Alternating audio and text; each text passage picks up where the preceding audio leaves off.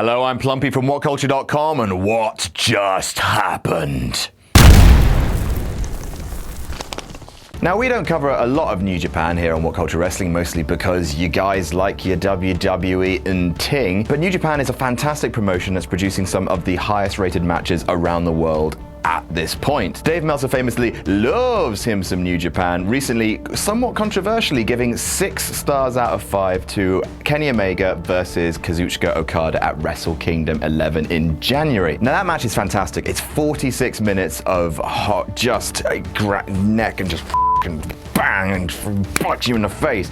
Japan is really hard-hitting stuff. So when it was announced that the Okada-Omega rematch would happen at Dominion, then all wrestling eyes in the world suddenly became tuned on New Japan, and holy f***ing Christ, it's amazing. If you haven't seen the match, I'm not going to spoil it for you now. What I am going to say is go to New Japan World, their streaming service, sign up and watch it. New Japan World is amazing. Or if you're really, really naughty, and we don't condone this, you could probably find it online somewhere. But watch it, then come back, because spoilers, they did a 60-minute f***ing draw. They did a Broadway. They did a Ric Flair on that motherfucker. That stuff hasn't been seen since like the 70s and 80s. Both men went 60 minutes without a fall, and well, it blew Bret Hart and Shawn Michaels out of the water. Okada and Omega have an amazing chemistry, but basically it is the story of Kenny Omega. Okada has been cemented as the ace of New Japan for a while. He's one of the best wrestlers in the world. He has the best dropkick. Okada's fantastic and has recently won a years-long feud with another Japanese superstar called Tanahashi.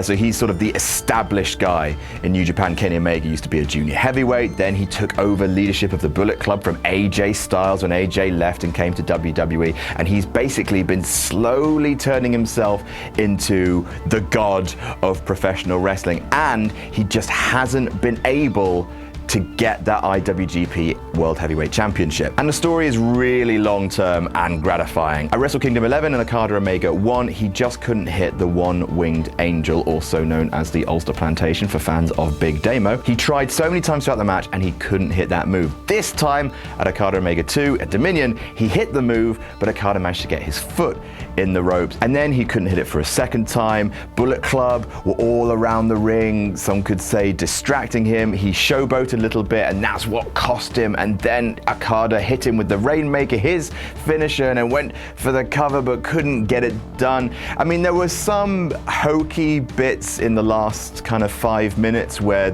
it was like, oh, okay, we're going towards a time limit draw. I can see what they're doing here. But there were loads of points when the wrestlers could have covered each other, like they could have gone for the pin but didn't. So a tiny bit contrived, but ultimately it's such a monumental achievement from both guys. It deserves to grab headlines. It's an unbelievable showcase of athleticism. It's the fact that they not only worked an hour, they worked a New Japan hour, which means dragon suplexes all over the place, springboarding into drop kicks on the knee, working a body part for so long, and then all these huge false finishes, tombstone pile drivers all over the place. Kenny Omega just hitting his vicious knee to the face. Oh, both men are incredible, and I guess you could say that I am marking out. So basically the point of this video is just watch it. You probably have heard of it if you're part of the IWC. Everything they're saying is true.